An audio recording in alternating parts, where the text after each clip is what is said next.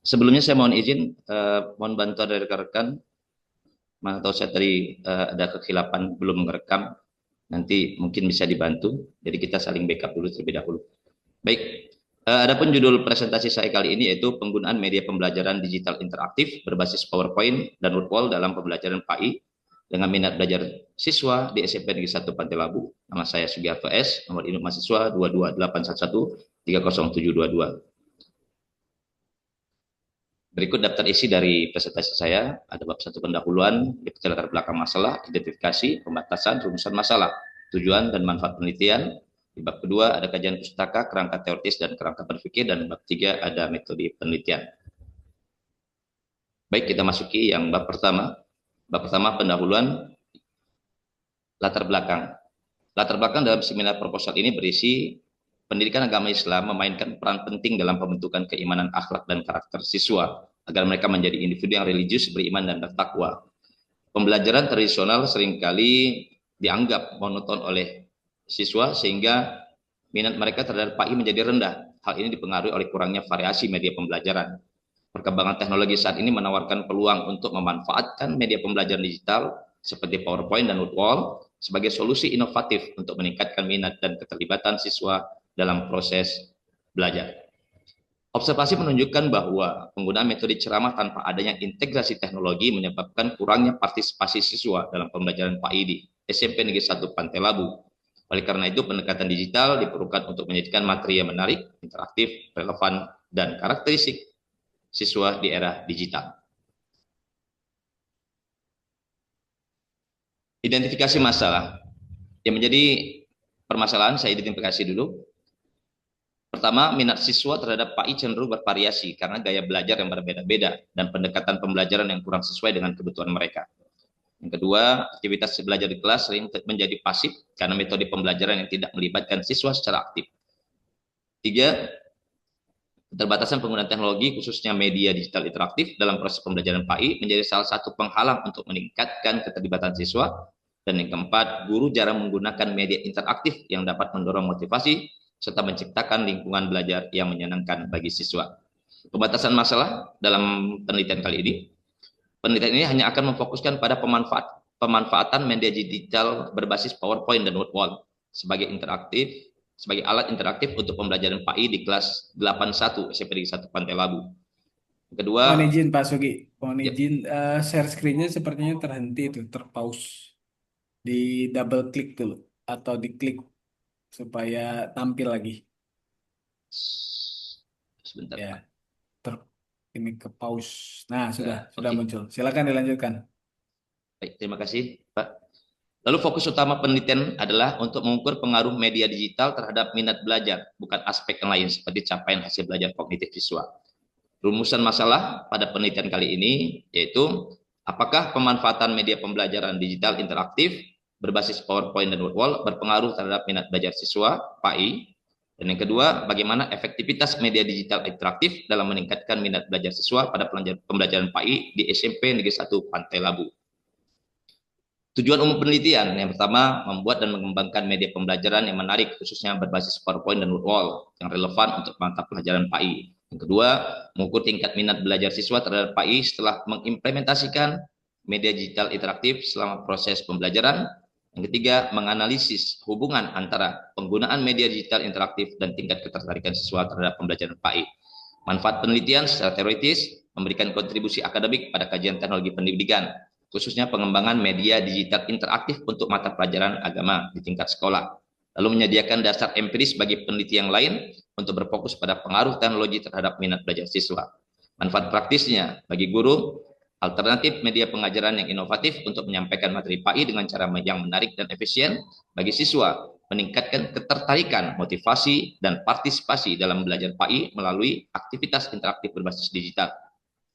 Bagi sekolah, memberikan inspirasi untuk mengintegrasikan perangkat teknologi dalam sebuah mata pelajaran guna meningkatkan kualitas pendidikan. Dan bagi peneliti lanjutan, menjadi referensi berharga untuk penelitian lanjutan yang mengkaji media digital pun dalam pembelajaran berbasis agama.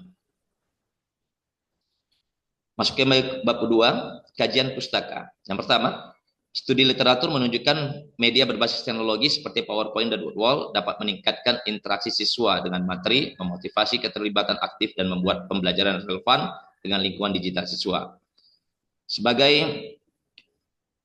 komparasi perbandingan, penelitian terdahulu telah dilakukan oleh Mardiana tahun 2022 mengungkap bahwa Word mampu meningkatkan motivasi belajar siswa melalui gamifikasi edukatif yang melibatkan tantangan dan respons interaktif. Juga dilakukan oleh Wibowo tahun 2021 menemukan PowerPoint interaktif mampu mendorong minat belajar hingga 35%, terutama melalui efek visual dan struktur penyajian berbasis multimodal yang menarik perhatian siswa. Korelasi positif signifikan antara media digital dan minat belajar R sama dengan 0,2 ditemukan dalam penelitian oleh Nur Laila tahun 2021, menggambarkan dampak kuat teknologi dalam mempengaruhi aspek psikologis siswa dalam belajar. Dan terakhir, perubahan dari pendekatan tradisional ke penggunaan media interaktif berbasis komputer membuka peluang bagi pembelajaran PAI untuk menjadi lebih progresif dan sesuai dengan kebutuhan belajar masa kini seperti yang dikemukakan oleh Husna tahun 2020. Landasan teori dari penelitian kali ini ada 4. Yang pertama, teori multimedia learning Meyer. Pada umumnya, pada intinya, teori multimedia learning yang dikemukakan oleh Meyer menyatakan bahwa pembelajaran akan lebih efektif ketika informasi disajikan melalui kombinasi antara verbal, ucapan ataupun kata, dan gambar visual dibandingkan hanya melalui teks saja. Lalu, teori yang kedua, teori stimulus respons oleh Thorndike, menjelaskan bahwa belajar terjadi karena adanya hubungan antara stimulus ataupun perangsangan dan respon reaksi dari para peserta didik. Yang ketiga, teori digital natif dari Prensky, membedakan dua generasi, yaitu generasi natif, generasi yang lahir dan tumbuh di era digital, dan digital imigran, yaitu generasi yang mengenal teknologi setelah dewasa. Nah, kalau kita pada saat ini termasuk pada digital imigran, generasi yang mengenal teknologi setelah dewasa. Namun, yang difokuskan pada penelitian kali ini pada yang digital natif, yaitu generasi yang lahir dan tumbuh di era digital. Dan terakhir, landasan teorinya konsep minat belajar Jali dan Winkle, di mana Jali mengatakan minat belajar adalah kecenderungan psikologis seseorang untuk merasa senang, tertarik, dan terlibat aktif dalam kegiatan belajar. Dan indikatornya meliputi perasaan senang, ketertarikan, perhatian, dan partisipasi aktif. Sedangkan Winkle menyatakan bahwa minat belajar merupakan faktor internal yang sangat mempengaruhi motivasi dan keberhasilan belajar. Kerangka teoritisnya, media pembelajaran digital. Media ini meliputi teknologi berbasis komputer seperti video interaktif dan aplikasi pembelajaran yang menggabungkan teks, gambar, suara, hingga animasi menjadi sebuah pembelajaran yang menarik. Yang kedua, hubungan media digital dengan minat belajar. Penggunaan media digital memicu perhatian dan keterlibatan siswa. Yang ketiga, hubungan media digital dengan minat belajar. Penggunaan media digital memicu perhatian dan keterlibatan siswa yang akhirnya meningkatkan minat belajar siswa secara sangat signifikan. Yang keempat, diterangkan pada penelitian kali ini, model penelitian dan pengembangannya yang saya ambil adalah berbentuk R&D dengan langkah-langkah. Metode awal, identifikasi awal adalah mengidentifikasi tantangan pembelajaran PAI di lapangan, yaitu rendahnya motivasi siswa karena media yang kurang menarik yang disampaikan oleh guru. Lalu pengembangan produk, validasi ahli dan uji coba terbatas untuk menyempurnakan media PowerPoint dan Word sesuai kebutuhan siswa, dan evaluasi dan revisi. Uji coba produk pada kelas kecil membantu menilai efektivitas sebelum implementasi lebih luas dalam pembelajaran PAI. Kebaruan atau novelty penelitian pada penelitian saya kali ini, yang pertama, pendekatan kontemporer, yaitu mengkombinasikan antara elemen visual, audio, interaksi dalam satu skema pembelajaran yang relevan dengan kebutuhan peserta didik di era digital, yaitu menggabungkan PowerPoint dan Word. Itulah perbedaan dengan peneliti sebelumnya. Yang kedua, integrasi medianya, penelusuran korelasi efisiensi dan dampak gabungan dari dua media digital tersebut sebelumnya hanya dikaji secara individual oleh para peneliti yang lainnya. Dan yang terakhir, sebagai bukti empiris memberikan gambaran ilmiah bagaimana inovasi media digital dapat menciptakan peningkatan media belajar yang signifikan, minat belajar yang signifikan dalam konteks pembelajaran PAI.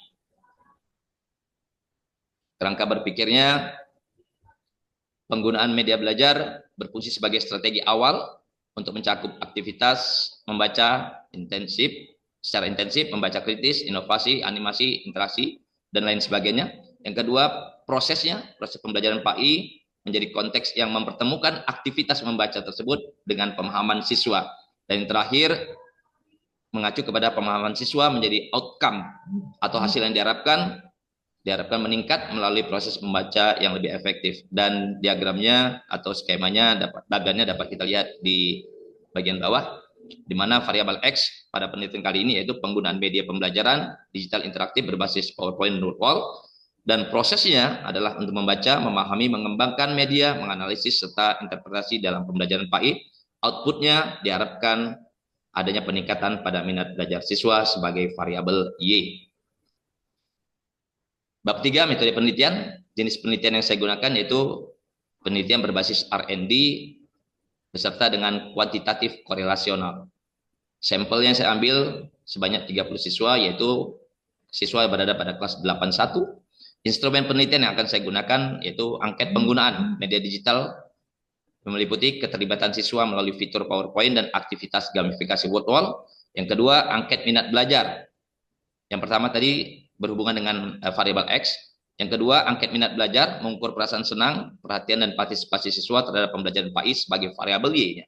Dan yang ketiga, keandalan instrumen. Setiap angket berskala Likert untuk memastikan validitas dan reliabilitas data. Teknis analisis data, yang pertama, analisis deskriptif, berdasarkan skor respon siswa terhadap minat belajar dari angket yang telah kita sampaikan. Yang kedua, analisis inferensial, penggunaan korelasi produk momen person untuk menguji hipotesis hubungan positif antara penggunaan media belajar dengan minat belajar siswa. Dan ketiga, interpretasi hasil uji statistik mengacu pada kriteria signifikan berdasarkan nilai R hitung dibandingkan dengan R tabel pada 5%.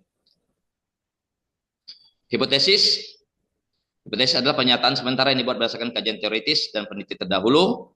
Hipotesis ini akan diuji dalam penelitian untuk melihat apakah dapat diterima atau ditolak serta menjadi dasar dalam menganalisis hubungan antara variabel yang teliti. Pengujian dari hipotesis akan menggunakan uji statistik korelasi product moment person. Hipotesis 0 atau H0 menyatakan tidak terdapat hubungan yang signifikan antara penggunaan media pembelajaran digital interaktif berbasis PowerPoint dan Word wall terhadap minat belajar siswa dan pembelajaran PAI. Sedangkan jikalau nanti hasilnya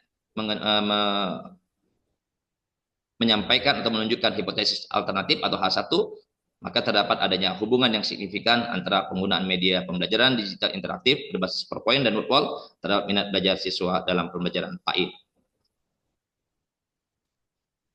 Lampiran link nanti bisa kita saksikan bersama jikalau Bapak dosen nanti meminta untuk menampilkannya. Dan saya tekankan bahwa media digital interaktif bukan sekedar tren, tapi kebutuhan pedagogis terhadap minat belajar PAI di era digital saat ini. Dan terakhir, terima kasih. Demikian paparan presentasi yang bisa saya sampaikan pada seminar proposal kali ini. Selanjutnya, saya serahkan kepada Bapak dosen sebagai penguji. Terima kasih, Pak. Baik, terima kasih Pak Sugi. Nah, selamat ya sekali lagi sudah menyusun luar biasa kerangka proposal yang akan dilaksanakan penelitiannya. Tapi ada beberapa yang harus dikonfirmasi, Pak Sugi. Mohon disiapkan catatannya, Siap, karena Pak. nanti kalau misalkan memang direkam, tapi kalau direkaman tuh jauh nyarinya gitu ya. Ya, Yang perlu dikonfirmasi yang pertama dan paling penting adalah terkait dengan metodologi, Pak. Pak metodologi. Sugi menyebutkan di sini kan R&D dan korelasi Kuantitatif. rasional studi ya, studi Ya, korelasional. Baik. Nah, ini akan menjadi bias metodologi Pak Sugi. Saran saya nanti Pak Sugi yakinkan diri mana yang mau diambil. Ambil satu aja, mau R&D atau mau korelasi. Nah, tetapi setelah saya baca sekilas proposalnya, semuanya itu mengarah pada korelasional, ya, kuantitatif korelasional. Karena R&D-nya itu membuat ya. Memunculkan PowerPoint produk. dan Ya, memunculkan PowerPoint dan juga wood wall. word wall tadi ya. Slide. Nah, ya kalau memang mau R&D nanti Pak Sugi bisa ambil salah satu kerangka metodologinya misalkan punya Tiaga Rajan, dia punya 4D ya, 4D, Hmm, define, design, develop, and disseminate, bisa. Atau ED, analyze, design, dan sampai evaluation.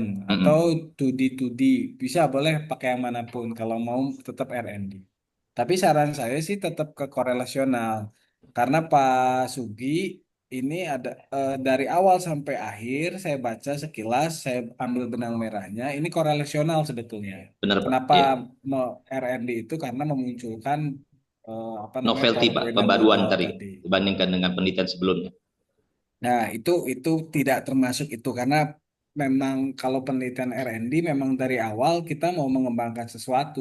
Oh, Ya, mau mengembangkan sesuatu, produknya itulah yang menjadi fokus penelitian kita. oke, siap. Nah, nurturing effect dari itu, efek lanjutan, misalkan motivasi ataupun hasil belajar itu akan itu disebut nurturing effect yang nantinya akan dicek kemudian kalau memang mau mengembangkan sesuatu.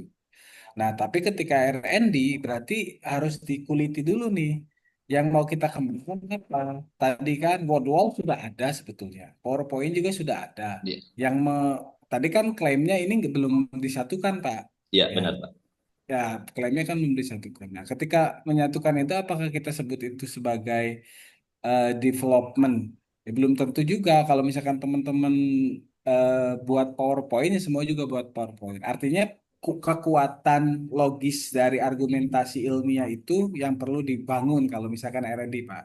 Ya, Nah, siap. kalau korelasional tadi Pak Sugi ingin melihat apakah Ada word hubungan wall Pak, dan ini ada hubungannya tidak dengan minat belajar. dengan minat gitu ya. Nah, Ya, yang perlu dikonfirmasi lagi Pak Sugi di di mana tadi lokasinya di di SMP Negeri 1 Pantai Labu Pak, tempat saya mengajar. Nah, oh Pak Sugi mengajar di sana ya? Siap Pak, di situ. Kebetulan saya sebagai guru PAI di situ dan ini Oh baik, berdasarkan pengalaman langsung terjun di lapangan. Itulah hambatan yang kita temui Pak. oh baik. Nah kalau begitu arahnya lebih baik ke PTK Pak. Kalau mau kemarin saya sudah konfirmasi ke karena awalnya katanya PTK tidak boleh ya katanya. Iya, iya Nah, benar Pak. tapi nanti tolong konfirmasi lagi ke Pak Zaki. Saya sudah konfirmasi sebetulnya ke teman-teman PJJ. Teman-teman mahasiswa PJJ ini apakah diperbolehkan atau tidak ke PTK? Karena sepemahaman saya, kalau PTK itu masalahnya memang muncul dari indigenous, dari dalam, dari masalah kita sehari-hari. Makanya kalau mahasiswa reguler nggak bisa PTK, karena dia nggak mungkin punya masalah PTK karena mereka belum mengajar. Tetapi Mm, kalau teman-teman PJJ sangat mungkin karena beberapa sebagian besar itu memang sudah guru di sana dan mereka punya masalah spesifik. Nah, itulah salah satu karakteristik PTK. Iya. Ya, masalahnya muncul dari dalam itu muncul. Nah, saran saya ke PTK Pak digeser. Apa itu Pak Tapi tadi? nanti tolong dikonfirmasi lagi ke Pak Jaki atau Bu Hana ya. Kemarin saya konfirmasi sudah oke, sudah boleh. Ya, tapi tolong dikonfirmasi lagi karena yang pegang kebijakan tetap beliau-beliau. Oke, karena konsekuensinya kalau misalkan mau korelasi, Pak Sugi ya, Ya. kalau korelasi ini Pak Sugi tidak berhak memberikan intervensi. Pak Hmm, Sugi hanya melihat data yang sudah ada, ya kemudian apakah ada hubungannya atau tidak, atau yang sudah lalu datanya ex post facto. Ini sudah dilakukan pemberian jadwal dan juga presentasi PowerPoint-nya sudah dilakukan. Kemudian kita lihat apa namanya minatnya seperti apa, motivasi atau minatnya seperti apa. Nah itu em, baru korelasi. ya, mohon izin Kalau Ustaz. Mohon izin Pak. silakan, silakan Jadi Mas Ugi. pengalaman yang terjadi di SMP Negeri 1 Pantai Labu ini, yaitu Mm-mm. pada umumnya memang ketika tidak efektif dalam menggunakan media, Pak. Dalam arti kata, Mm-mm. ketika dalam pembelajaran itu juga keterbatasan fasilitas, Pak ya. Paling cuma ada Mm-mm. satu ataupun dua proyektor ya. Jadi Mm-mm. ketika mengajar guru tuh paling bisa dihitung hanya beberapa mata pelajaran sajalah, mungkin yang terkait mungkin IPA ya. Kalau misalkan agama lebih cenderung kepada metode ceramah. Makanya eh, ketika saya melihat para guru menampilkan dengan metode pakai menggunakan digital interaktif, PowerPoint dan Woodwall, itu ketertarikan saya begitu begitu kuat dan inilah yang mau saya kembangkan seperti itu, Pak. Oke. Baik, kalau begitu berarti nanti ke eh, kuantitatif eksperimental, Pak Sugi. Karena kita pengen mengintervensi sesuatu kan. Kita Mm-mm. bukan hanya melihat hubungannya, tapi kita pengen melihat kalau saya melakukan ini, apakah minatnya naik atau turun gitu kan? Apakah berpengaruh pada minat atau tidak? Nanti itu ke intervention eksperimental, walaupun Eksperimental. nanti pakainya kuasi eksperimen, ya. Makanya pilihan metodologisnya Pak Sugi tadi, kalau mau R&D, tadi pegang satu framework, mau itu Tiagarajan, 4D, ED atau yang lain, Mm-mm. atau geser ke PTK ya karena ini jelas masalahnya muncul dari tadi Bapak udah jelas menyebutkan bahwa masalahnya begini begini begini itu dari Ya, dalam semua ya, masalahnya. Itu sangat-sangat PTK sekali sebetulnya. Itu kan masalah begitu kan belum tentu masalahnya sama di sekolah lain. ya, Nah, itu PTK action itu kan based on your problem gitu, based on sesuai. masalah yang spesifik di sana. Mm-mm. Kemudian atau Oh, tiga geser ke kuantitatif, eksperimental ya kuantitatif eksperimental. kuantitatif eksperimental ya Iya. pakai yang kuasi berarti kuasi eksperimen ada kelas kontrol atau tidak Pak Sugi Maksudnya Pak, kelas kontrol? ada dua kelas rencananya menggunakan berapa kelas Saya menggunakan satu kelas saja Pak. oh satu Dikarenakan kelas begini Pak, di kelas di sekolah kami itu dari tiap tingkatan kelas itu ada dibuat satu kelas sebagai kelas project istilahnya. Hmm. Jadi mungkin sebagai kelas unggulan dan kita mengacu kepada kelas tersebut gitu. Jadi ketertarikannya di situ. Oke, baik. Ya, kalau satu kelas nanti Pak Sugi gunakan yang weeks eksperimen, eksperimen lemah. Ada juga, ada metodologinya eksperimen lemah. Nanti bukunya boleh dipakai lah. Kalau bukunya bahasa Indonesia saya nggak tahu sih. Tapi kalau buku yang berbahasa Inggris ada bukunya Frankel. Ya, Frankel itu membagi tiga eksperimen jadi tiga. Ada true eksperimen, eksperimen sebenarnya. Ada quasi eksperimen, eksperimen yang semu ada weak eksperimen, eksperimen yang lemah. Tapi itu secara metodologis dibenarkan. Ya boleh. Kalau misalkan mau bergeser ke kuantitatif eksperimental tadi. Atau ke PTK. Kalau PTK Action Research, Bapak tinggal cari framework yang tentang Action Research atau PTK. Penelitian dengan kelas. Tapi dikonfirmasi lagi ke PJJ. Boleh ya. Jadi Pak, Ke kalau PTK misalkan ke sih. PTK tadi Pak, yang langkah kita lakukan, mohon izin, mohon maaf Metode, Pak, mohon. metodologinya dirubah, Pak. Sama masalah di latar belakang itu diperkuat. Masalah yang muncul di dalam sana apa, dikemukakan. Kemudian ditambah dengan analisis artikel. Bapak cari di Google Scholar tuh, masalah yang muncul tentang motivasi atau minat. Nah, tambahkan di situ. Sama metodologinya. Metodologinya dirubah menjadi penelitian tindakan kelas berdasarkan masalah yang muncul dari Bapak. Minat yang rendah tadi. Ya sama Mm, semuanya menyesuaikan. Pertanyaan penelitian menyesuaikan berarti. Pertanyaan penelitian menyesuaikan sesuai dengan alur PPK-nya. Gitu. oke, siap. Silakan Pak Sugi ada lagi. Siap Pak, terima kasih. Nanti mungkin kalau misalkan lebih kurang mungkin bisa ditanyakan di apa Pak ya? Bisa Pak ya sambil di luar dari seminar ini kira-kira bisa ditanyakan Pak kalau misalkan langsung dengan berdiskusi dengan Bapak. Ya, boleh boleh Pak Sugi. Sebentar Siap. ya, sebentar Pak.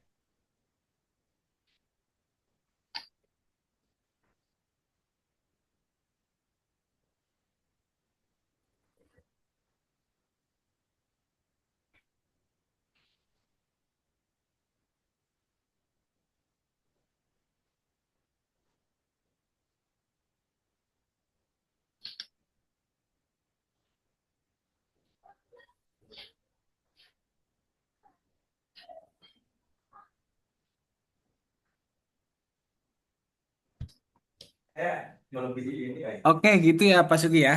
Siap Pak. Sekali lagi Nanti gesernya kemana terserah Pak Sugi, itu Ya, adalah hak kebebasan. Tetapi tadi apa namanya masukan saya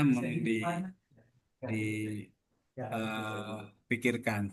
siap. Kemudian Pak Sugi sedikit lagi Mhm.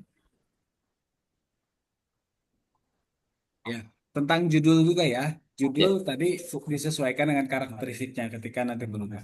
Karena pun judul sekarang juga nggak jelas nih arahnya kemana. Penggunaan ini kalau mau R&D kan berarti pengembangan. Tulis aja langsung pengembangan supaya jelas R&D-nya. Kalau misalkan ke kuantitatif eksperimental, berarti langsung aja tulis pengaruh. Ya, oh iya. kalau mau ke PTK nanti ya upaya upaya peningkatan apa melalui apa kan gitu ikuti alurnya supaya dari A sampai Z itu kelihatan benang merahnya. Oh, yang di apa Itu Pak ya, ya, Sugi. sebagai predikat awalnya tuh Pak ya. Iya, Ya, supaya jelas, supaya orang langsung klik gitu ketika baca, oh ini ke sana arahnya, oh ini ke sana arahnya, ya. supaya bisa enak. Oke, terima Terima kasih kasih Pak. mungkin itu masukannya Pak Sugi. Ya, terima Silakan kasih. ditutup, kemudian langsung dilanjutkan oleh yang kedua, Bu Nurul ya. Baik, Monggo. terima kasih atas masukan-masukan yang disampaikan oleh Bapak dosen dan bisa dijadikan sebagai bahan pertimbangan kami dan mungkin lanjutan untuk dalam proses penyiapan skripsi menjadi hasil yang lebih baik lagi. Eh, Demikian yang bisa saya sampaikan, lebih kurang saya mohon maaf. Bila taufik wal hidayah. Assalamualaikum warahmatullahi wabarakatuh. Waalaikumsalam warahmatullahi Waalaikumsalam wabarakatuh. warahmatullahi wabarakatuh. Wabarakatuh. Mohon izin Bapak, ini saya hentikan rekamannya gimana? Ini rekamannya oleh Pak Imron ya, supaya Ya, ini biarkan aja sama Pak Imron Bu, atau Ibu mau sendiri? ini saya, misalnya yang Demi rekamannya saya, Pak. tadi saya hentikan gitu, terus nanti saya mulai lagi gitu, boleh Pak?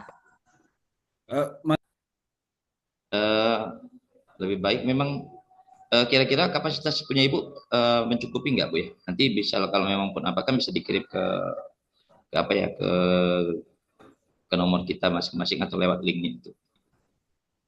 Eh, Tadi sudah saya hentikan, maksud saya biar satu-satu gitu Pak. Ah, boleh gitu Kalau ya pun jadi. Ya boleh, boleh. Siap. takutnya Ada saya juga. ini kalau nanti nggak terekam dengan baik atau gimana gitu, coba Ya. nanti kalau Jadi ada yang mau merekam ya kita dari saling awal, membantu ya, saling membackup. ya. Ya, siap. Ini kita kan masih belajar Pak, ini Ya, mencoba. sama-sama Ibu.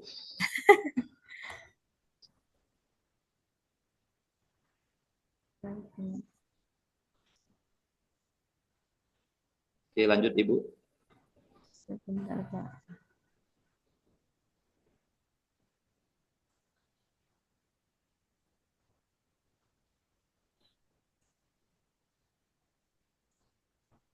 Oke. Assalamualaikum warahmatullahi wabarakatuh. Waalaikumsalam warahmatullahi wabarakatuh. Warahmatullahi Yang terhormat Pak Dosen Bambang Ikanara dan yang kami hormati rekan-rekan mahasiswa seminar proposal pada hari ini. Pada hari ini saya akan mempresentasikan PPT saya. Mohon maaf sebelumnya Bapak Dosen. Eh, PPT saya sangat singkat dan karena yang yang panjang itu ada di proposal skripsi. Jadi yang saya tampilkan adalah PPT yang singkat. Mohon izin, saya akan membuka sebentar.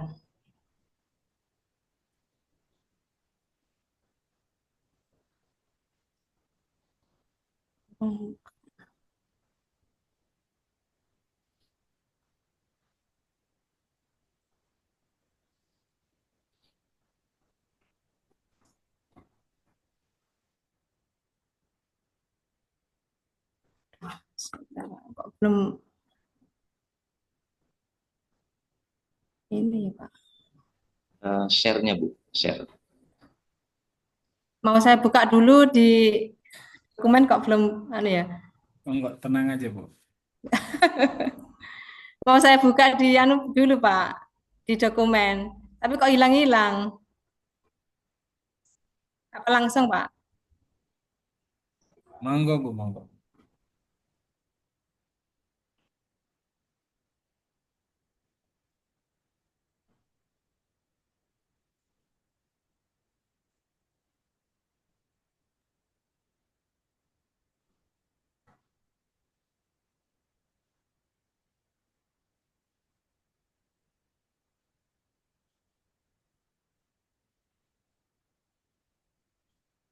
Sudah kelihatan apa belum, Pak? Sudah, Bu. Tapi belum full screen karena memang Ibu share entire screen ya, semua screen. Tapi nggak masalah. Masih terbaca. Silakan, Bu. Ya, Untuk biar ini penuh gimana, Pak?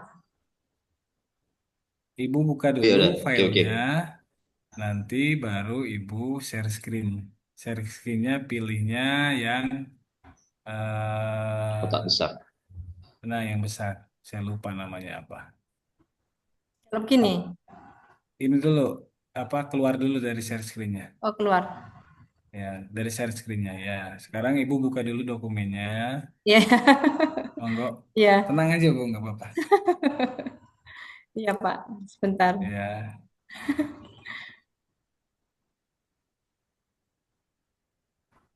sudah dibuka dokumennya baru. Nah, Sekarang gimana, Pak? Sudah ya sudah oke, Bu. sudah kelihatan. Monggo.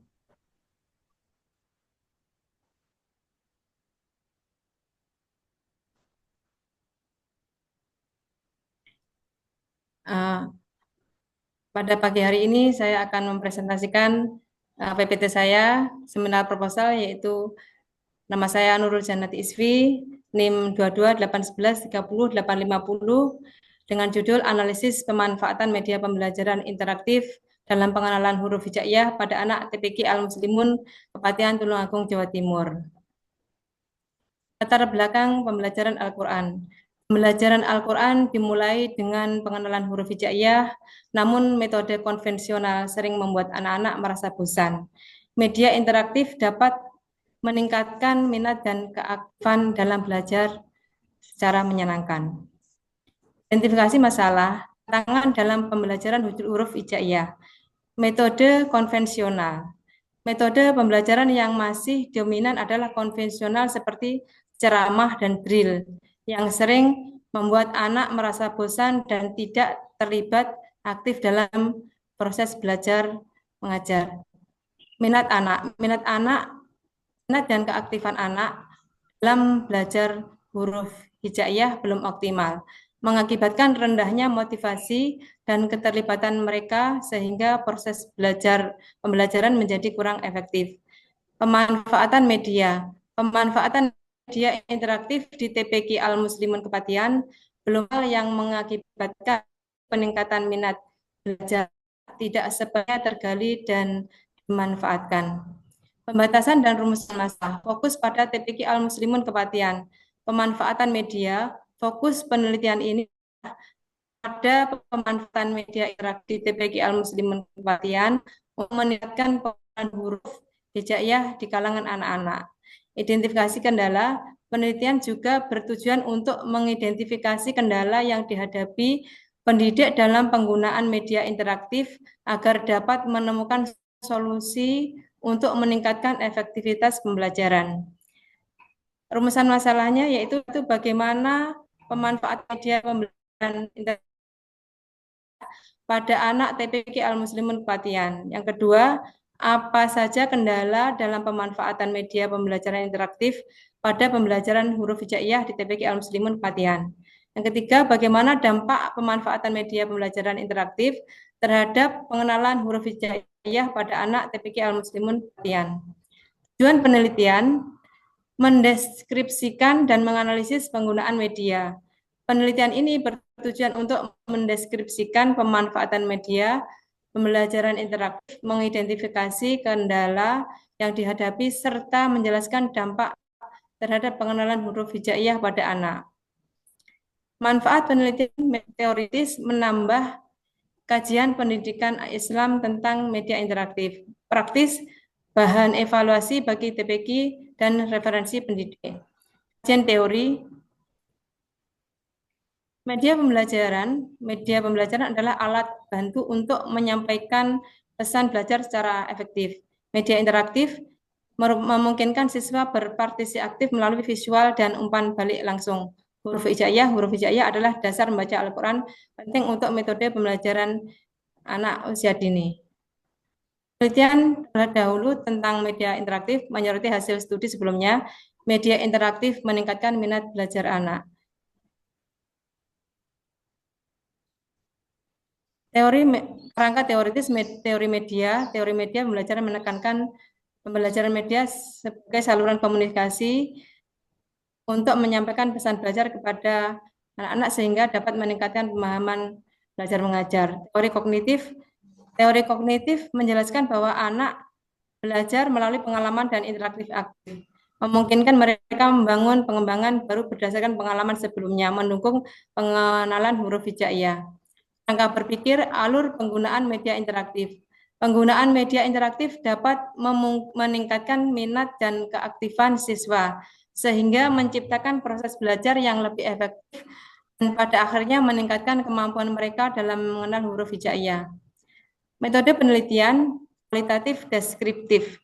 Penelitian ini dilakukan di TPQ Al-Muslimun Kepatihan dengan pendekatan kualitatif deskriptif selama semester 1 tahun ajaran 2025-2026.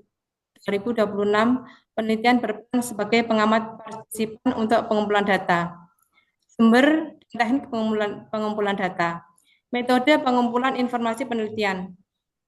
Sumber data primer mencakup wawancara dengan guru, kepala TPQ, dan santri untuk mendapatkan informasi langsung mengenai penggunaan media interaktif dalam pembelajaran.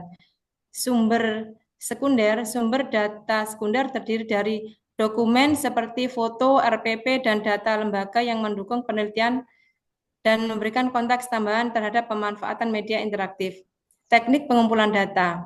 Teknik pengumpulan data meliputi observasi partisipan, wawancara mendalam, dan dokumentasi yang masing-masing memberikan wawasan berbeda tentang efektivitas media pembelajaran interaktif.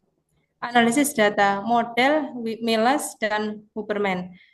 Analisis dilakukan menggunakan model Miles dan Huberman yang mencakup reduksi, penyajian, dan penarikan kesimpulan, triangulasi, sumber, teknik, dan waktu, memastikan keabsahan data yang lebih kuat.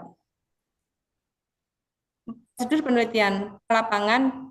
Pada tahap ini, penelitian mendapatkan izin melakukan studi pendahuluan dan menyiapkan instrumen yang diperlukan untuk penelitian di TPQ Al-Muslimun Patian.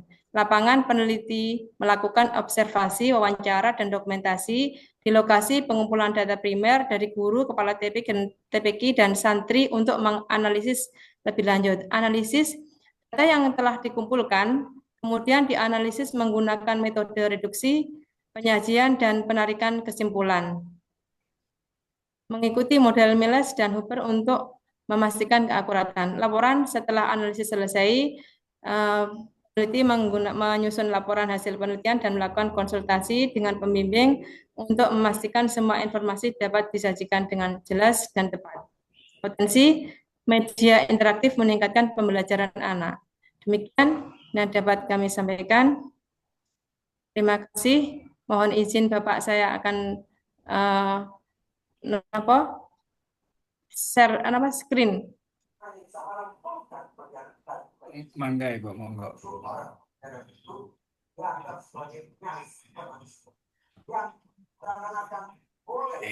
Boleh ditutup aja Bu, nanti kelihatan semua. Karena Pak. Ibu entire share screen ya, khawatir ada rahasia. Iya, iya. Baik, Bu Nurul, selamat sudah sampai tahap ini. Mohon disiapkan alat tulisnya. Harus ada beberapa yang harus dikonfirmasi dan juga dijawab oleh Bu Nurul.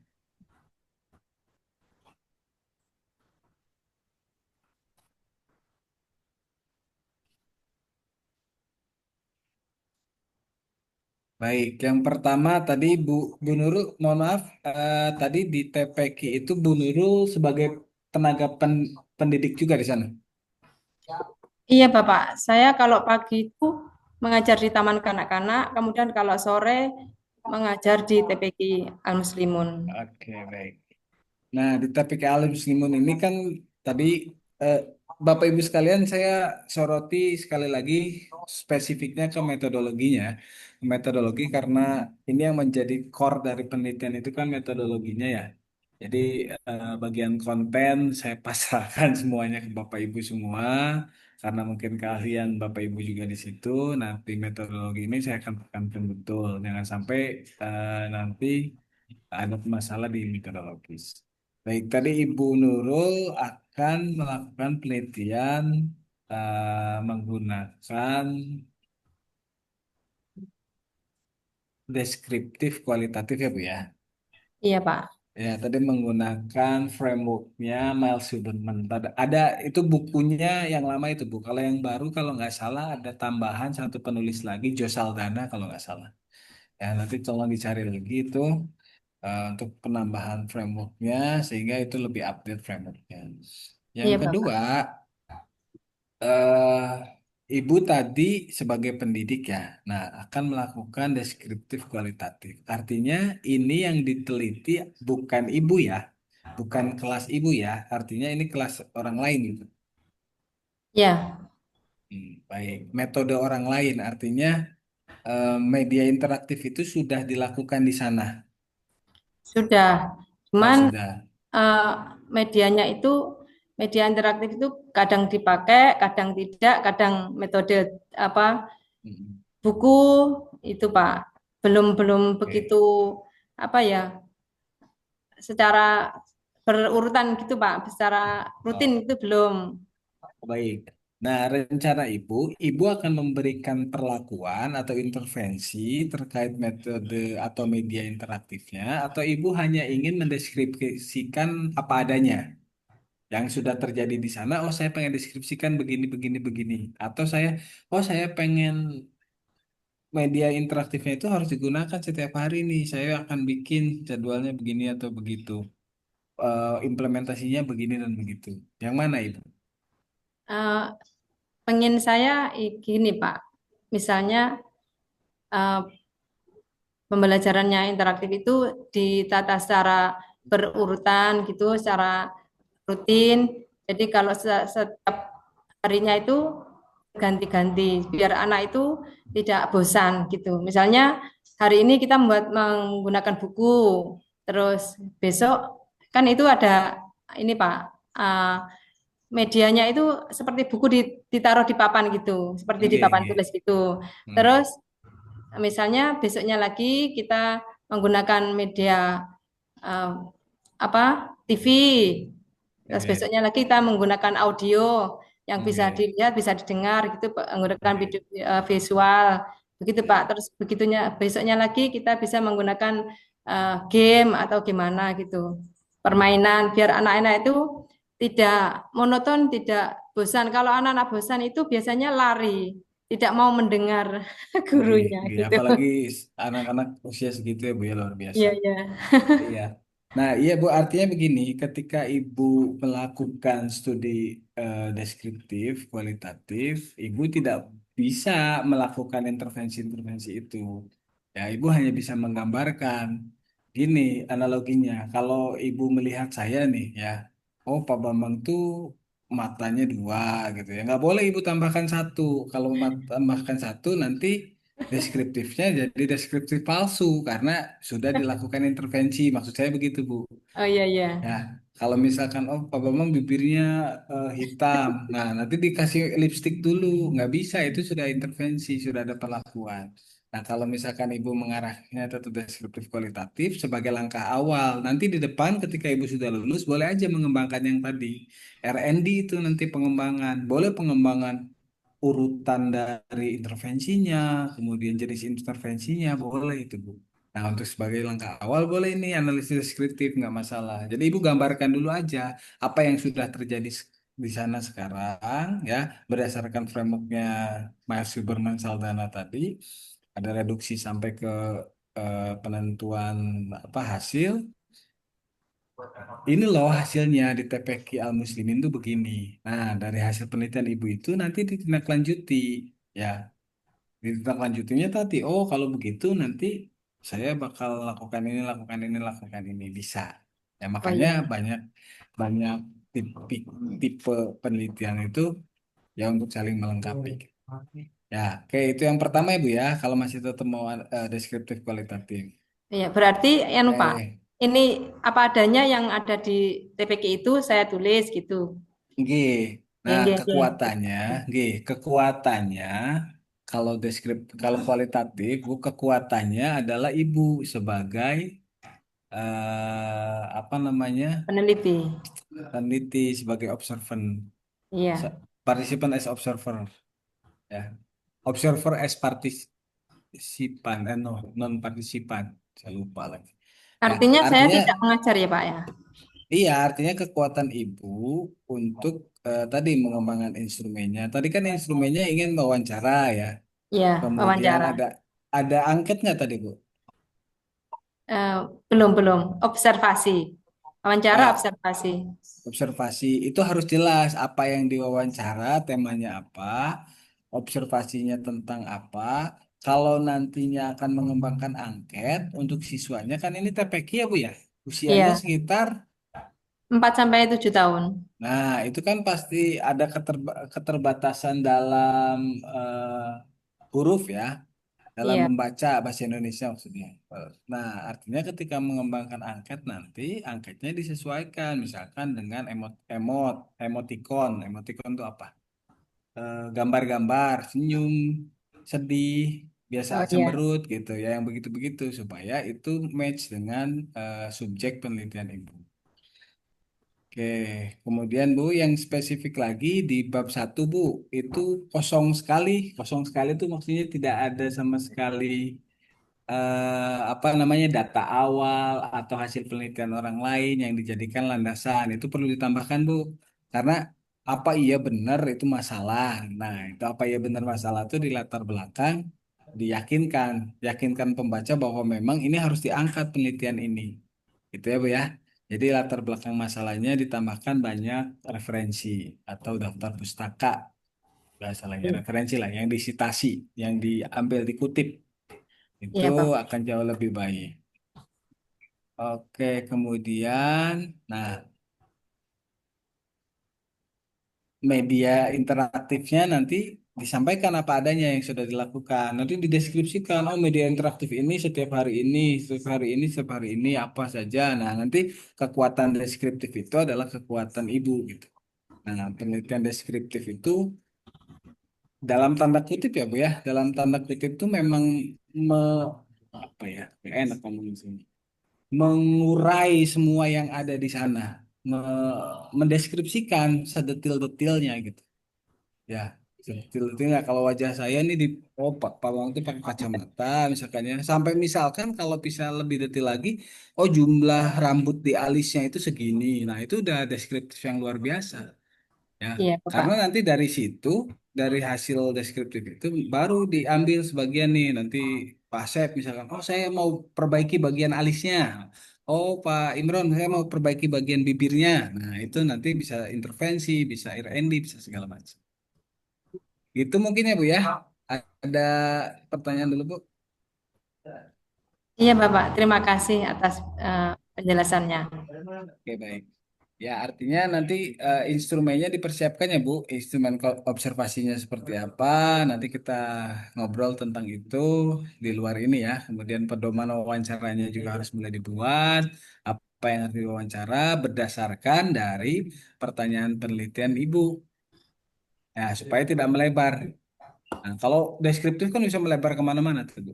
Ya, Oh, iya, makanya iya. mau mana yang dideskripsikan lebih jelas. Ini kan terkait dengan apa tadi, pengenalan huruf hijaiyah. Nah, itu aja di situ. Apa namanya? Fokusnya pengenalan huruf hijaiyah. Jadi pertanyaan atau pernyataan dalam wawancara, dalam lembar observasi, dalam seluruh instrumen ibu, ya terkait itu nggak kemana-mana lagi, nggak ngebahas tentang jajannya berapa. Kalau misalkan itu tidak berkaitan dengan pengenalan huruf hijaiyah, ya Bu ya. Mungkin itu Bu, Iya. Bu Nurul, terima kasih. Iya, Bapak. Terima kasih atas penjelasannya. Dan ini sudah tutup, Pak. Mangga, mangga ditutup Bu. Ya, Bapak dosen dan rekan-rekan, terima kasih atas kesempatan yang telah diberikan kepada saya. Cukup sekian. Wassalamualaikum warahmatullahi wabarakatuh. Waalaikumsalam Waalaikumsalam warahmatullahi warahmatullahi wabarakatuh. Waalaikumsalam wabarakatuh. warahmatullahi Mangga langsung wabarakatuh. dilanjut Pak Asep. Ya, Pak. Sebentar.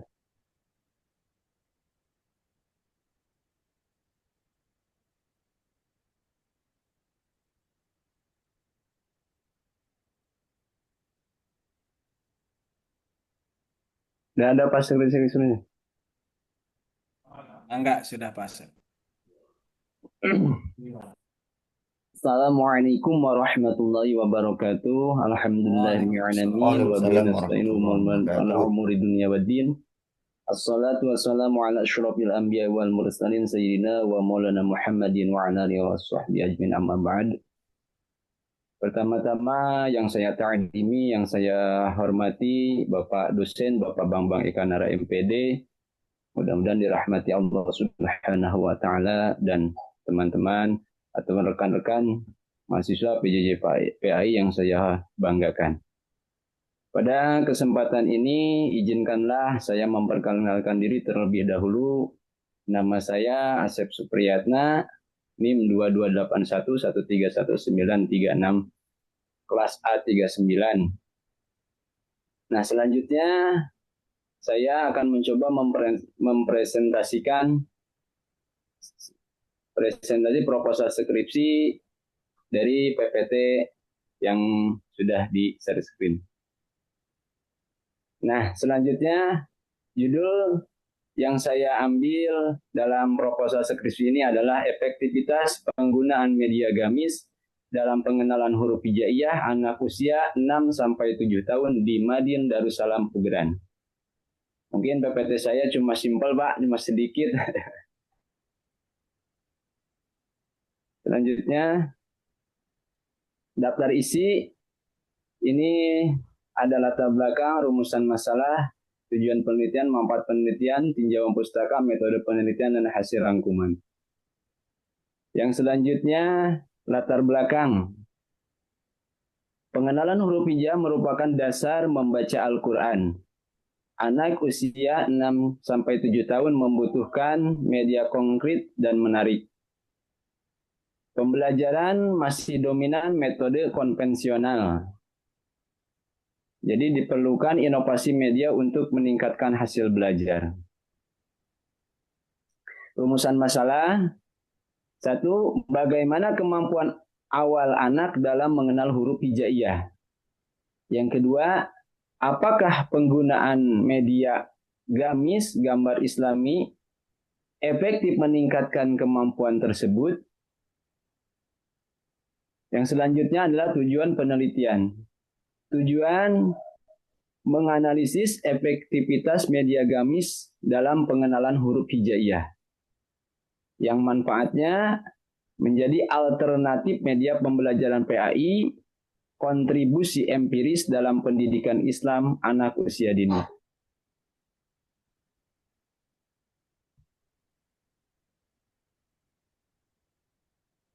Manfaat penelitian. Manfaat penelitian menjadi alternatif media pembelajaran PAI, kontribusi empiris dalam pendidikan Islam anak usia dini, tinjauan pustaka, teori media pembelajaran, karakteristik perkembangan kognitif anak 6-7 tahun, konsep pembelajaran huruf hijaiyah, penelitian relevan sebelumnya.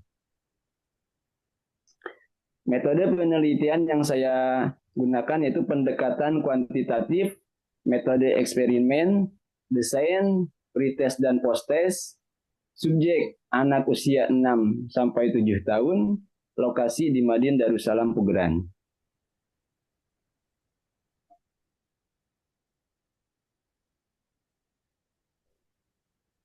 Hasil rangkuman, media gambar Islami berpotensi meningkatkan hasil belajar huruf hijaiyah.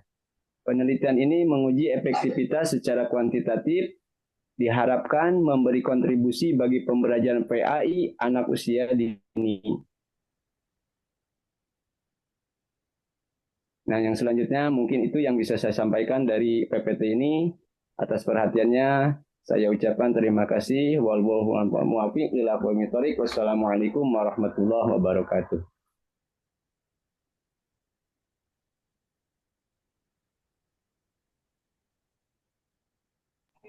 Waalaikumsalam warahmatullahi wabarakatuh. Baik, Pak Asep, selamat sekali lagi untuk sudah sampai tahap ini ya, selangkah lagi untuk mendapatkan gelar insya Allah. Oke, mau disiapkan catatan Pak Asep. Ya,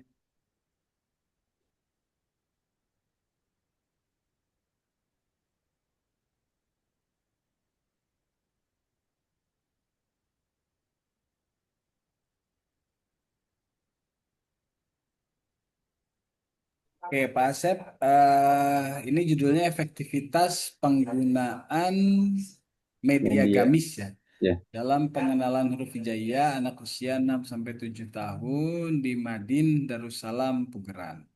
Oke, baik. Saya lihat sekilas tadi metodologi yang digunakan.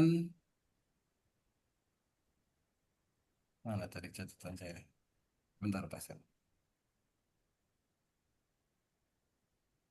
Kuantitatif eksperimen ya. ya. Ini karena satu kelas ya Pak Asep ya. Satu kelas, Pak. Ya, berarti Pak Asep nanti tambahkan ini menjadi eksperimen semu. Cari, sorry, eksperimen lemah. Cari bukunya, saya taunya bukunya Frankel, Pak. Ya, Buku Frankel. Kalau kesusahan nanti saya share lah, bisa ada filenya nanti saya share termasuk yang Saldana juga nanti Bu, yang Miles Superman juga ada Bu. Bu, kalau Priyogi kalau perlu nanti ya, siap. bisa komunikasi. Oke. Nah, catatan yang pertama yang perlu dikonfirmasi, tadi kan one group pretest post test ya, Pak Asep ya. Ya, Oke. Tadi rencananya menggunakan uji T ya. ya. Uji T yang paired ya. Hmm. Nah, Pak Pak Asep, kalau uji T berarti harus asumsinya harus di dipenuhi ya. Kalau uji parametrik itu berarti asumsi normalitasnya yang paling penting ditambah dengan homogenitasnya itu harus terpenuhi. Nah, ketika itu tidak terpenuhi, ya nanti Pak Asep siapkan uji pembandingnya. Uji pembandingnya adalah uji non parametrik. Ya, biasanya kalau yang yang digunakan untuk non parametriknya uji T itu biasanya Wilcoxon namanya. Uji Wilcoxon, sign rank kalau nggak salah. Ya nanti coba dicek lagi. Nah, karena kita nggak tahu nanti data Pasep normal atau tidak gitu kan. Datanya memenuhi asumsi normalitas atau tidak. Tadi sampelnya kecil Pasep ya, 10 orang ya. Ya itu minimal, Pak, nanti bisa ditambah gitu kan. Oh iya, artinya ini juga harus konsisten karena Ya. nanti pretest dan posttest itu kan karena ini pakainya paired t-test harus harus memang anak A pretestnya berapa, kemudian posttestnya berapa. Ditambah juga Pak Asep nanti dihitung juga gainnya saja, gain Hmm. apa namanya pertumbuhan gain itu apa ya di bahasa Indonesia-nya? Ya gain lah, penambahan, peningkatannya seperti apa, gain. Nanti gampang gampang kok rumusnya. Ya, nanti bisa dicari di buku-buku statistika tentang gain sehingga itu bisa menguatkan argumentasi ilmiah Pak Asep terkait dengan penelitian ini. Oke, kemudian tadi di latar belakang banyak dalil ya. Nah, masukannya ini perlu dielaborasi ya. Dalilnya kan sudah banyak tuh. Ya. Nah, perlu dielaborasi atau diintegrasikan dengan urgensi atau teori tentang perkembangan anak usia segitu, Pak Hasan. Nah, nanti akan jadi lebih kuat ini kalau misalkan ini terpenuhi. Ya. Nah, kemudian ada teorinya Dale ya, tadi ya. Apa namanya? Konus pembelajaran, segitiga pembelajaran, the count of experience. The count of experience dari Dell tadi eh, ini juga bagus, ini juga framework ini digunakan dengan tepat nanti ketika Pak Asep membahas ini. Ya, jadi persiapkan uji non parametriknya, dikhawatirkan ini tidak normal datanya, Kalau secara metodologis, Swan Group post-test pretest, pretest post-test nggak masalah. Weeks eksperimen ini tinggal ditambah nanti citasinya. Kalau yang saya tahu bukunya Frankel yang bicara tentang itu. Kemudian instrumennya siapkan juga Pak Asyaf, mulai disiapkan juga. Ditambah dengan n-gain nanti. Coba cari tahu n-gain dimasukkan normal gain, normalized gain. Mungkin itu Pak Asyaf ada yang ditanyakan dulu. Ya Pak, terima kasih atas Semuanya. masukan dan arahannya. Semoga kedepannya menjadi penelitian yang lebih baik lagi. Mungkin itu. Amin. Oke. Oke Pak Asyaf, terima kasih. Silakan ditutup. Kemudian langsung dilanjutkan oleh yang terakhir ya. Last but not least, Pak Imran.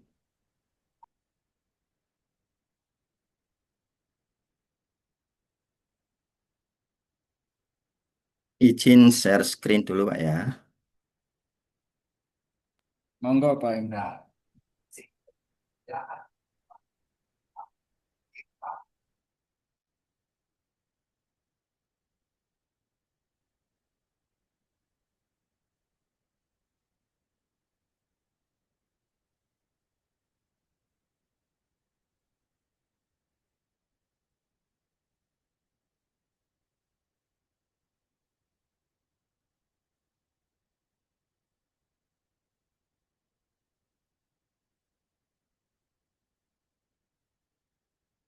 Baik, Assalamualaikum warahmatullahi wabarakatuh.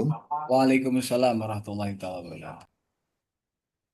Alhamdulillah dan terima kasih kepada Bapak dosen yang telah memberi kesempatan kepada saya untuk menyampaikan presentasi Sempro pada pagi hari ini. Yang terhormat Bapak Bambang Eka Nara MPD selaku dosen penguji, rekan-rekan sekalian yang satu tim sama saya. Judul skripsi yang saya tulis adalah strategi guru dalam meningkatkan kemampuan membaca Al-Quran, berbantuan media animasi pada santri TPQ Raudhatul Falah, Romo Kalisari, Surabaya.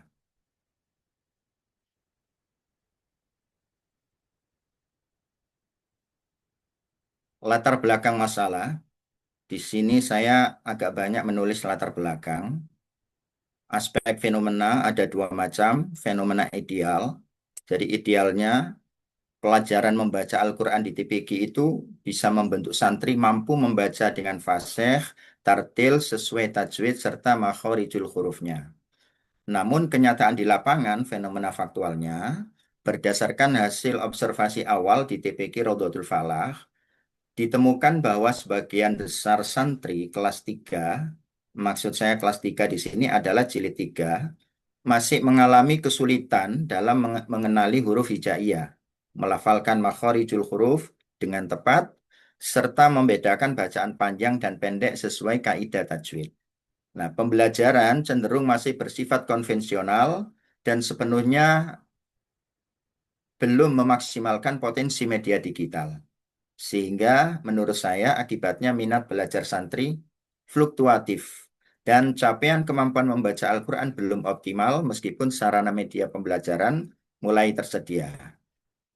Kemudian fakta literatur mengacu pada penelitian terdahulu. Beberapa penelitian relevan menunjukkan temuan sebagai berikut. Yang pertama oleh Munawwaro tahun 2021 menunjukkan bahwa penggunaan whiteboard animation dalam pembelajaran Al-Quran hadis di Madrasah Ibtidaiyah mampu meningkatkan motivasi, partisipasi, serta keterampilan abad 21 siswa. Namun fokus penelitian ini lebih pada konteks formal dan tidak secara spesifik mengkaji kemampuan membaca Al-Quran di TPQ. Selanjutnya oleh Anissa dan kawan-kawan tahun 2023 menemukan bahwa media video animasi efektif meningkatkan keterampilan berbicara bahasa Arab siswa MI melalui pembelajaran yang interaktif. Nah, penelitian ini menegaskan kekuatan animasi, tetapi objek kajiannya bukan pada kemampuan membaca Al-Quran dan bukan di lembaga nonformal. Yang terakhir oleh Satinggi tahun 2023 yang menyimpulkan bahwa media audiovisual efektif dalam pembelajaran menghafal Al-Quran pada anak usia dini. Meskipun ini relevan dari sisi media, penelitian ini berfokus pada aspek hafalan atau tahfidz, bukan keterampilan membaca atau tilawah, serta tidak menitik beratkan pada strategi guru. Selanjutnya, gap dan novelty. Gap penelitian berdasarkan fakta literatur terdapat beberapa kesenjangan penelitian, yaitu penelitian terdahulu lebih banyak dilakukan pada lembaga penelitian formal, SD, MI, SMP, dan lain sebagainya, bukan TPQ sebagai lembaga non-formal. Selanjutnya, fokus kajian lebih menitik beratkan pada efektivitas media atau hasil belajar, belum mendalami strategi guru dalam mengintegrasikan media animasi secara sistematis. Yang terakhir, masih minim penelitian yang mengkaji respon santri dan faktor pendukung penghambat penggunaan animasi dalam pembelajaran membaca Al-Quran. Nah, novelty penelitian, kebaharuan penelitian ini terletak pada yang pertama, fokus kajian pada strategi guru, di mana di situ ada perencanaan, pelaksanaan, dan evaluasi, dan meningkatkan kemampuan membaca Al-Quran bagi santri. Yang kedua, konteks penelitian di TPQ sebagai lembaga pendidikan non-formal. Kemudian, analisis penggunaan media animasi tidak hanya sebagai alat bantu, tetapi sebagai bagian integral dari strategi pembelajaran. Kemudian yang keempat, menggabungkan perspektif guru dan respons santri untuk memperoleh gambaran empiris yang komprehensif. Problem akademik. Berdasarkan fenomena ideal dan aktual, fakta literatur, gap, serta novelty tadi, maka problem akademik dalam penelitian ini adalah masih terbatasnya kajian empiris yang mengungkap secara mendalam bagaimana strategi guru dalam mengintegrasikan media animasi untuk meningkatkan kemampuan membaca Al-Quran santri di lembaga TPQ, serta bagaimana respons santri dan faktor kontekstual memengaruhi keberhasilan strategi tersebut. Masalah penelitian sebagai titik tolak. Masalah utama yang menjadi titik tolak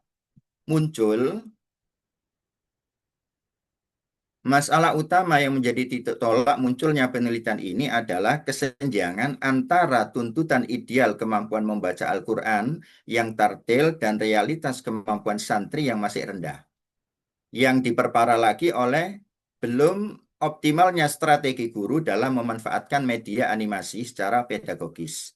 Oleh karena itu, penelitian ini diarahkan untuk menjawab kebutuhan akademik dan praktis terkait pengembangan strategi pembelajaran Al-Quran yang inovatif, relevan, dan kontekstual di era digital. Tujuan penelitian yang pertama, mendeskripsikan strategi guru dalam meningkatkan kemampuan membaca Al-Quran berbantuan media animasi pada santri di TPQ Raudhatul Falah. Kemudian mengidentifikasi respons santri terhadap penerapan media animasi dalam pembelajaran membaca Al-Quran. Yang ketiga, mengungkap faktor pendukung dan penghambat yang dihadapi guru dalam menerapkan strategi pembelajaran berbantuan media animasi. Adapun manfaat penelitian, yang pertama, manfaat teoritis. Penelitian ini diharapkan dapat memperkaya khazanah keilmuan dalam bidang pendidikan Islam, khususnya yang terkait dengan strategi pembelajaran membaca Al-Quran di lembaga non-formal seperti TPQ. Yang kedua, manfaat praktis bagi guru, memberikan gambaran dan alternatif strategi pembelajaran yang inovatif dalam mengajarkan membaca Al-Quran, khususnya melalui pemanfaatan media pembelajaran modern yang menarik dan efektif. Bagi lembaga TPQ, menjadi bahan pertimbangan dalam meningkatkan kualitas pembelajaran Al-Quran, serta pengembangan program pembelajaran yang lebih adaptif dan bermakna. Bagi santri, membantu meningkatkan motivasi, keterlibatan, dan kemampuan membaca Al-Quran secara fasih, tartil, serta sesuai kaidah tajwid. Bagi peneliti selanjutnya, akan menjadi rujukan awal dan dasar pengembangan penelitian lanjutan yang relevan dengan pembelajaran Al-Quran di lembaga pendidikan Islam non-formal. Landasan teori, 1. Strategi guru dalam pembelajaran membaca Al-Quran. Strategi guru ini adalah rancangan pedagogis yang sistematis, mencakup perencanaan metode, media, pelaksanaan, dan evaluasi pembelajaran Al-Quran yang disesuaikan dengan kemampuan waktu belajar dan karakteristik santri usia anak, khususnya anak TPQ. Yang kedua, media animasi sebagai sarana pembelajaran Al-Quran. Media animasi adalah media visual, auditorial, interaktif yang membantu memperjelas huruf hijaiyah, makharijul huruf, dan pelafalan bacaan, serta meningkatkan motivasi santri dengan efektivitas yang bergantung pada strategi guru dalam penggunaannya. Teori konstruktivisme dalam pembelajaran.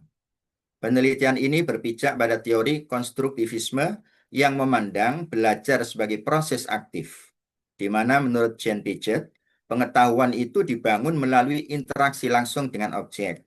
Dan menurut Lev Vygotsky, menekankan peran guru dan interaksi sosial, sehingga media animasi menjadi stimulus belajar dan guru berfungsi sebagai fasilitator pembelajaran membaca Al-Quran. Penegasan konseptual. Berdasarkan landasan teori di atas, dapat ditegaskan bahwa peningkatan kemampuan membaca Al-Quran santri tidak ditentukan oleh media animasi semata, melainkan oleh strategi guru dalam memanfaatkan media tersebut secara pedagogis. Oleh karena itu, kajian terhadap strategi guru berbantuan media animasi menjadi relevan dan memiliki dasar teoritis yang kuat. Metode penelitian. Penelitian ini menggunakan jenis penelitian kualitatif deskriptif.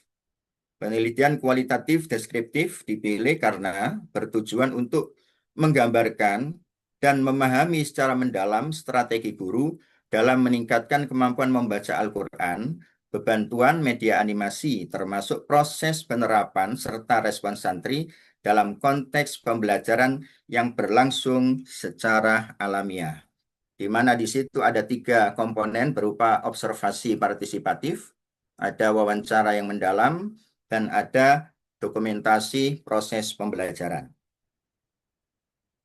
Data dan sumber data. Kami di sini menggunakan 3 sumber data utama. 3 sumber data. Yang pertama data primer.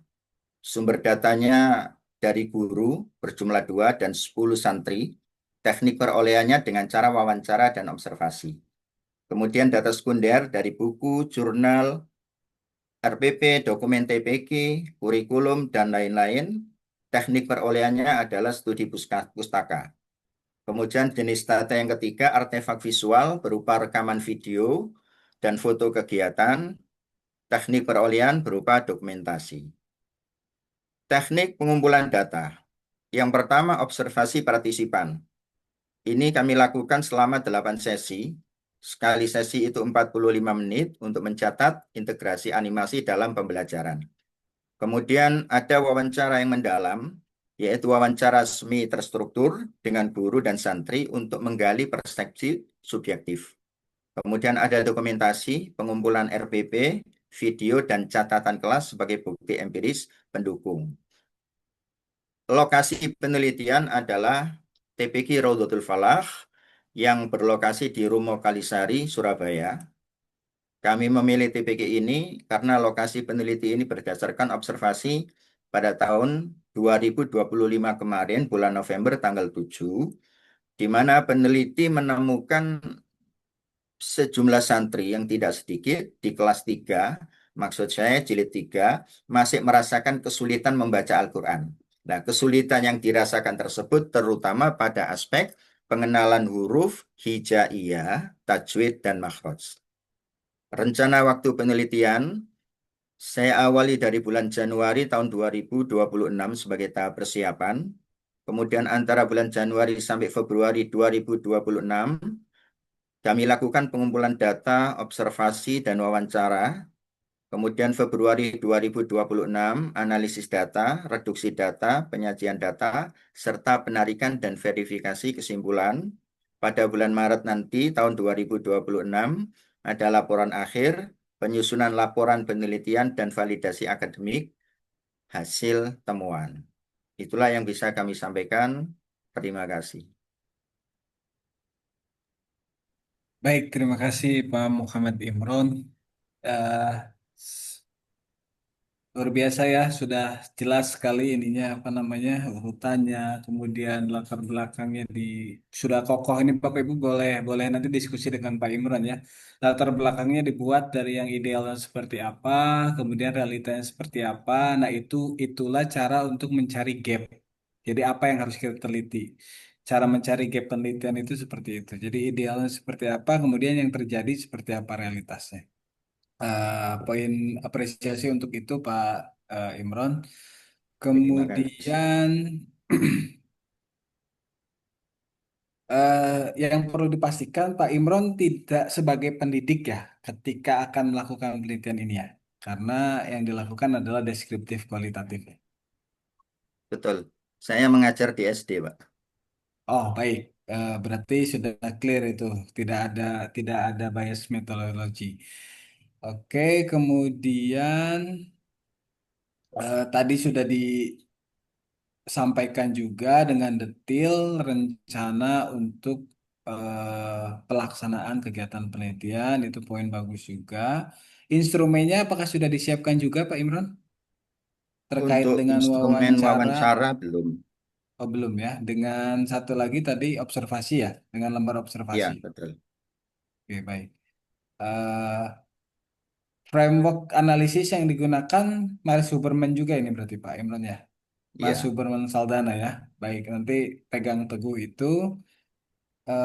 Poin-poin yang lain Piase dan mau tadi sebutnya Piaget, Piase ataupun siapapun ya cara bacanya Iya. karena beberapa dosen beda-beda kita menyebutnya. Piaset dan Vygotsky tadi itu juga kekuatan yang luar biasa Pak Imron ketika akan mendeskripsikan tentang perkembangan anak tadi. Piase dengan perkembangan intelektualnya, Vygotsky dengan perkembangan sosialnya dengan ZPD-nya ya, zona proximal Iya. development-nya itu akan sangat kaya sekali ini kalau dibahas untuk dideskripsikan, apa namanya, dedahkan terkait dengan ini. Oke, tidak ada masalah, sudah siap sepertinya dilaksanakan penelitian ini Pak Imron. Sudah sangat detail, sudah baik,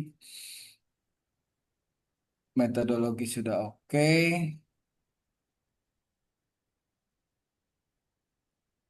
Oke, sudah tidak ada. Ada yang mau dikonfirmasi dulu Pak Imron? Iya, Pak. Jadi menegaskan untuk eh, proposal ini kan perlu ada revisi karena ada evaluasi dari dosen penguji. Oke, Ini yang saya dapat untuk diri saya sendiri terutama berarti kekurangan instrumen wawancara dan observasi begitu, Pak ya. betul, instrumennya tinggal dilengkapi itu Pak Imron. Instrumennya Ya. tinggal dibuat. Cuma ini saja, Kalau Pak. ya, latar belakang sudah oke. Ya, kalau ditambahkan citasi boleh sih Pak Imran. Tadi dengan saya baca sekilas latar belakang kan sudah dibahas juga.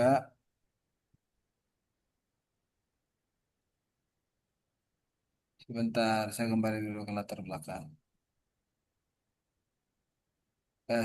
Sudah disatukan kan tadi masukan saya ke Pak Iya. Asep tadi ya, sudah ada eh, apa hadis maupun ayat kemudian diintegrasikan dengan teori-teori tentang perkembangannya. Tadi Pak Imran sudah melakukan sebetulnya. Ada Piaget, ada Vygotsky itu menguatkan tentang itu gitu. Ya. Oke, ya instrumen mungkin Pak Imran, instrumen sama sitasi kalau bisa ditambah sama satu lagi deh itu yang metodologi itu Saldana dan Miles Superman-nya tercantum nggak ya? Saya belum lihat tadi. Kalau itu nggak ada, Pak. Itu dicantumkan aja supaya jelas Sadana. kita. Ya, nanti saya share bukunya Oh Miles iya, ya. Superman and Saldana. Untuk Bu Nurul juga nanti saya share itu sama kan menggunakan yang itu frameworknya. Jadi tidak lepas dari situ. Jadi kegiatannya tadi sudah tertata, Pak Imran, sudah enak, sudah siap jalan ini. Tinggal frameworknya diikuti sesuai dengan kerangka kerja dari ahli-ahli yang sudah sebelumnya gitu. Oke, mungkin itu aja Pak Imran.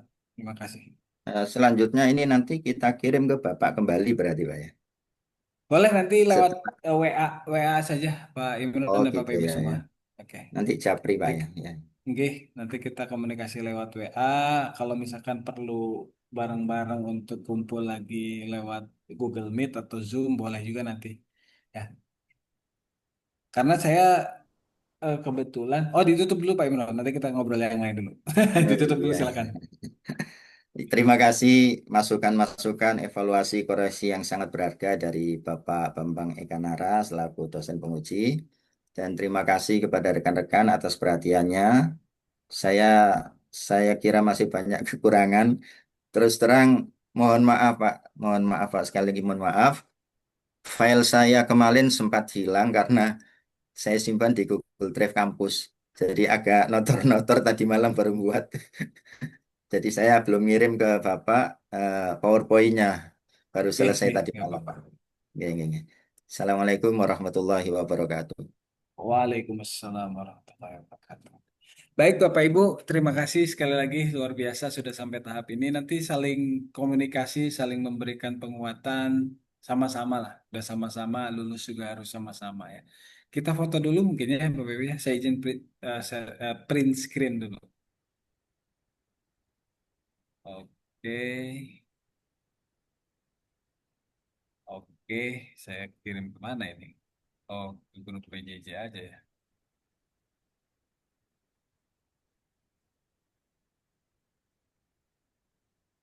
Oke, baik Bapak Ibu, saya share dulu buku ya untuk tadi yang Frankel yang saya ceritakan dengan juga bukunya Miles Huberman dan Saldana. Sebentar, saya carikan dulu bukunya. Bapak Ibu sudah cukup share screen, apa namanya? Recordnya sepertinya sudah cukup ya. Jadi ini di luar record aja maksudnya. Kita ngobrol setelah ini di luar record aja. Ngobrol santai.